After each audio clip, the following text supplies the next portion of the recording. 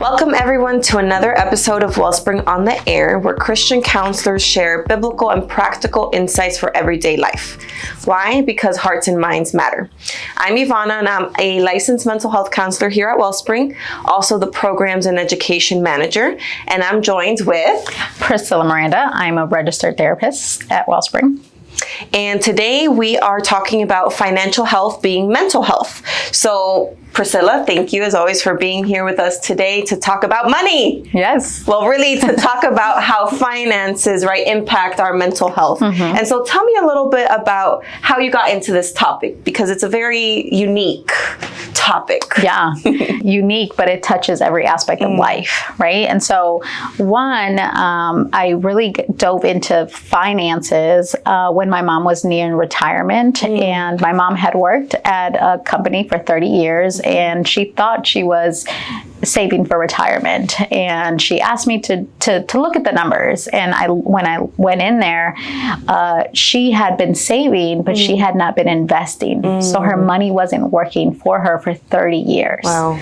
So just let that sink in. Yeah. Right? When I saw the mistake, right? When I saw that, it felt like someone punched me in my stomach, and I felt a lot of emotions, but really I didn't know either. I didn't know what to do, because I didn't have parents that taught me finances. I'm a first generation. My parents that immigrated here from Mexico. And so I knew that there was work to be done. And so that kind of started my journey into doing work, with finances. Even in scripture, money, possessions, wealth, it is mentioned over 2,000 times. And so Jesus knew this was going to be an important topic. Yeah, I can't imagine, your mom, yourself, or your family seeing that and having this expectation, and then it's just gone, right? Or work has to be done, like you said, to figure things out and learn and adapt to that realization. Oh, wow. So you mentioned that it was like a punch to the stomach, right? I'm sure devastating, upsetting, stressful. So how does finances, money, impact mental health? And why is it important to talk about this? Yeah. So in session, clients come in for a variety of reasons, right? And anything is fair game in a session. Anything is fair game in a therapy room, right? We are a safe place. So we have the privilege of helping clients process, unpack, reprocess, trauma, distressing beliefs, behaviors, experiences, life transitions. There's a sacred space, and even in that sacred space, money, even though it impacts our daily functions, is rarely brought up as a therapeutic goal. And so perhaps it's because maybe people don't know that they can bring that up, but also maybe it's because there's a general disconnect in how finances affect our emotional well-being, our relational, right? Our cognitive, emotional, all the things that we just are on autopilot when it comes to finances. We just do.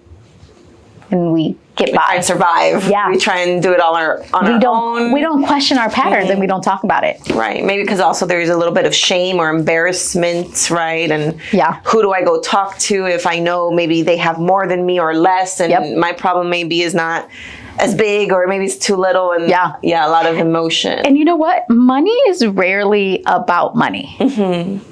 Money is deeply emotional and intertwined with this topic, right? Is personal stories, lived experiences, long-held beliefs, and even we internalize these scripts. We live with these scripts that, like you said, it brings up fear, it brings up shame, embarrassment, vulnerability. This topic, money, it challenges our sense of safety. It challenges our identity. It challenges how we relate to others in relationship. It challenges how we look at power, how we look at love, how we look at security.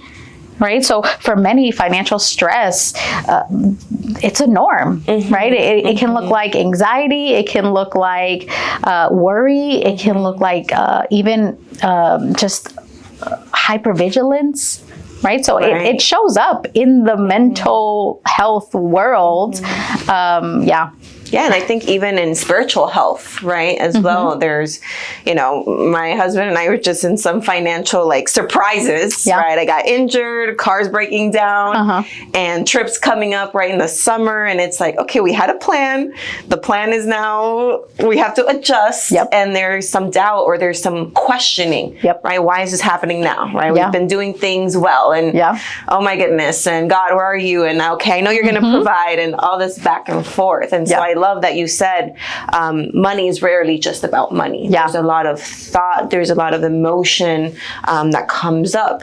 So like you said, this is a niche topic. It's kind of up and coming. So what does talking about finances and money in sessions look like, right? What can a client expect to talk about if this is something they want to focus on, or it's a goal that comes up in session? Yeah. So financial therapy is about understanding your relationship with money, how you operate, how it shows up, how it can change, and oftentimes how it probably needs to change, right? Clients come into therapy because something is not working. So if it's not working, then we work on do I need a different belief? Do I need a different behavior? Do I need a perspective shift, right? And so this financial therapy, it sits at the intersection of well-being, emotional well-being, and financial behavior, right? So I'll tell you what it's not. It's not a how-to budget. It is not a how-to specifically invest. It's not a how-to. That is more, that's a different, that we're not coaches. Financial advisors. We're not financial advisors, right? And just in general, if you think that therapy is giving advice, that's a myth. We don't give advice. Sorry if you think that. Burst the bubble there. Yeah, burst the bubble. Right. And those skills matter, right? But really what financial therapy does, it invites you to slow down and explore your own story. Okay? So perhaps you grew up in a household where finances weren't talked about. Right? Or maybe money felt unpredictable. Or maybe financial success was what gave you a sense of worth, right? Or maybe you lived in scarcity and survival. And so that shaped your experiences. And like we know as therapists, patterns continue. So we all carry these deeply held beliefs about money. And the question is not whether you have them. The question to explore is whether they're serving you. Are they serving you right now? Right? Are your current beliefs and behaviors, are they supporting the life that you want to build? Right? Or is it time to approach this area with a little bit more intention and a little bit more curiosity about self, about my own behavior? So kind of exploring how your experiences growing up have shaped how you view money and how you see it and what it means to you, right? If there's any worth that you find in it for yourself, and needing to change some of those things if they're not serving you, like you said, if there's not a benefit to you, right? So again, right, in financial therapy, we would explore the practical and the emotional side of money, just like we do in any other area, right? We explore the practical and the emotional side of relationships, of career, of family dynamics, right? So this is just, you're just bringing in the topic specifically of money. And so what does that look like? It looks like identifying what are your money scripts. We all have different money scripts, and where did they come from? How did they originate, right? Or maybe noticing your emotional triggers, and when it comes to spending, when it comes to saving, when it comes to investing, or maybe building a tolerance. Like I'm building a tolerance for having uncomfortable conversations around money. There's some people that get married and they don't even talk about finances, right? That's a norm. Or we are raising these families and money is not a topic, but money is, again, it comes into every single part of our life. Right. We can't escape it. Right. We can't live without it, right? We need to understand it and learn those patterns to help ourselves, right? To help our families, to help future generations, right, understand what that looks like and the impact that it can have mentally and emotionally and spiritually. And so even, again, if this is the topic, what does it look like to develop self-compassion around financial decisions? What does it look like to create a value-based decisions, financial goals for you, right? Decisions that align with your values, the woman that you want to be, the family that you want to, the future that you want to experience, and really in a meaningful way, in an intentional way, and not in a shame or fear-inducing way. Right. And so just like we would do work in other areas, there is room to do work in this area because, right, healing our relationship with money gives opportunity to heal other areas, right? And so what does that look like to become more aware, more intentional, and more compassionate with yourself? Okay. So kind of segue into, okay, there's a client, right? How would they know that they need to talk about this, right? What are some signs? We know, I have to talk about my relationship because we're fighting all the time, right? Or I don't want to be around them, right? There's signs that tell us about these other things. But how do we know, with money or with finances, what does that look like? I love this question. I love this question because when the bill comes, do you second think? Do you second, when finances are brought up in a friend group, like, do you shrink, right? Are there practical, are there practical examples where you feel stress, anxiety, shame, where you feel like, oh, that wasn't the right decision, but like, I can't stop, right? I can't stop. Or you simply, I don't know how. It's kind of like, why do you come to therapy? Why do you come to therapy? Because something is not working. Right. Something's off. Something is off. You can't pinpoint it. You don't have the language. You don't have the tools. Okay. Right. Or even if you're trying to avoid, right, the conversation, or talking about it, or you get worked up. Okay. And for therapists, right, or for clients as well, looking into this, do therapists need to have a specific training, certification? Can any client go to any therapist, their own therapist, and say, hey, help me with this? So because it is a niche, of course it is. We should have training, right? There's always training available. So one, there are specific trainings, and there are therapists that like me, I get fired up about this. You might not, right? It's okay. And so maybe reading therapist bios, but just in general, therapists generally have similar skills, right? So coping with stress, with anxiety, things like that. Generally, we could do the work. I think if you want more specific, then look for a therapist that is that's their niche, or that's their passion. Right, to better help in that area. To better help. But generally, it can, like you said, can be brought up, just like relationships, family dynamics, struggling with stress. I need to look at the camera. Yes, you can bring it up. If there is, you can bring it up. You can bring this topic up to your therapist and see where that goes, right? Because they might refer you to someone else. That's okay. As a therapist, we know our limitations. Right. We know our specific skills. We know where we thrive, right? And so bring it up. If your therapist doesn't feel comfortable, they probably need to do their own work. Probably. But they can also refer you, and that's okay. As a therapist, to say, hey, there's more work for you to do, and refer out if that's not your specialty. That's best practice. For sure. We do that all the time. Okay, great. So I've learned a lot about financial mental health, and maybe I'll book a session with you, Priscilla, on this. I have some openings. Okay. I love that.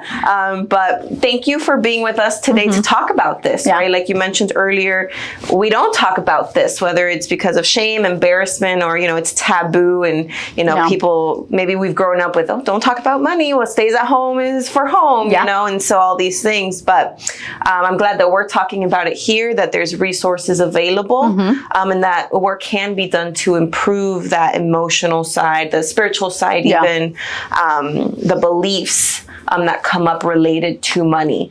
So as we wrap up, any last words, encouragement for those watching, for those listening? Yeah, I really want to say that people's financial patterns, they make sense in the context. They make sense in the context by which they grew up, right?